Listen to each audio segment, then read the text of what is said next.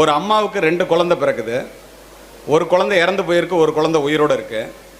2 குழந்தையும் கொண்டு வந்து தாயிட்ட காமிச்சிட்டு இறந்து போன குழந்தைய புதைக்கணும். கொண்டு வந்து காமிக்கிறாங்க. ஒரு குழந்தை கை கால் ஆட்டிக்கிட்டு இருக்கு தொட்டியில், பக்கத்திலே ஒரு குழந்தை இறந்து போய் படுத்திருக்கு. சமீபத்தில் நடந்த சம்பவம். 4 டாக்டர் நிற்கிறாங்க, 8 நர்ஸ் நிற்கிறாங்க. என்னுடைய வீட்டில் 4 மருத்துவர்கள். தாய் மயக்கம் தெளிஞ்சு குழந்தை பிறந்து பிரசவ வலியிலேருந்து அப்போ தான் எந்திரிக்கிறாங்க. அந்த குழந்தை 2ஐயும் உத்து பார்க்குறாங்க. ஒரு குழந்தை உயிரோடு இருக்குது, ஒரு குழந்தை இறந்து போயிருக்கு. உண்மை சம்பவம், கதையல்ல. தாயினுடைய சக்தி என்ன என்பதை தெரிந்து கொள்ளுங்கள். டாக்டரை பார்க்குறாங்க, ஒரு குழந்தை இறந்து போச்சுன்னு சொல்கிறாரு. பீடியாட்ரிஷியன் முயற்சி பண்ணி பார்த்து அழல குழந்தை, அதனால் இறந்து போச்சுன்னு முடிவு பண்ணிட்டாங்க. அந்த தாய் சொல்லுகிறாள், என்னுடைய வயிற்றிலே 2 குழந்தைகள் உயிரோடு இருப்பதை நான் உணர்ந்தேன். நீங்கள் மிகப்பெரிய மருத்துவர், சுகப்பிரசவம், எப்படி ஒரு குழந்தை இறக்க முடியும்? வாய்ப்பே இல்லை. இல்லைம்மா, எவ்வளோ முயற்சி பண்ணி பார்த்துட்டோம், முடியல. அந்த தாய் கேட்கின்றாள், அந்த இறந்து போன குழந்தையை நான் கொஞ்ச வேண்டும். அதுக்கு தான் கொண்டு வந்தோம், நீங்கள் கொஞ்சிட்டு கொடுங்க, கொண்டு போய் புதைக்கிறோம்.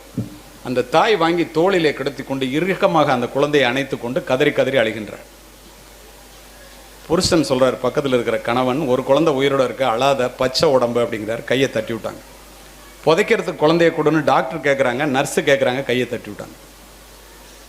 மாணவ செல்வங்களே, அத்துணை பேரும் பார்த்து கொண்டிருக்கும் போது குழந்தை அழுகின்ற குரல் கேட்டவுடன் உயிரோடு இருக்கின்ற குழந்தையை அத்தனை பேரும் பார்க்கின்றோம். தாயினுடைய தோளிலே இருந்த குழந்தை தாயினுடைய அரவணைப்பிலே உயிர் பெற்று கதறி அழுகின்றது.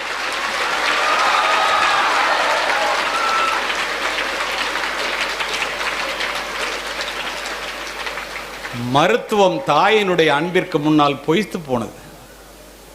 தாயிலிருந்து தான் தலைமுறை தொடங்குகிறது. ஒவ்வொரு தாயும் ஒரு வரலாறு. தலைமுறை மாற்றத்தை உருவாக்கக்கூடிய தகுதி படைத்தவள் தாய் மட்டுமே. மாதா வயிறறிய வாழா ஒரு நாளும் என்கிறார் வாரியார். மாதாவை ஒரு நாளும் மறக்க வேண்டாம் என்கிறது உலக நீதி. உன் தாயையும் உன் தந்தையையும் கனம் பண்ணுவாயாக என்கிறது பைபிள். உன் தாயினுடைய காலடியிலே தான் சொர்க்கம் இருக்கிறது என்று சொல்லுபவர் நபிகள் நாயகம். யார் இல்லை என்றால் இந்த உலகத்தில் நீ பிரவேசித்திருக்கவே முடியாதோ, யாரை இழந்து விட்டால் திரும்ப பெற முடியாதோ, அவளுடைய பெயர் தான் தாய் என்று சொல்லுபவர் விவேகானந்தர்.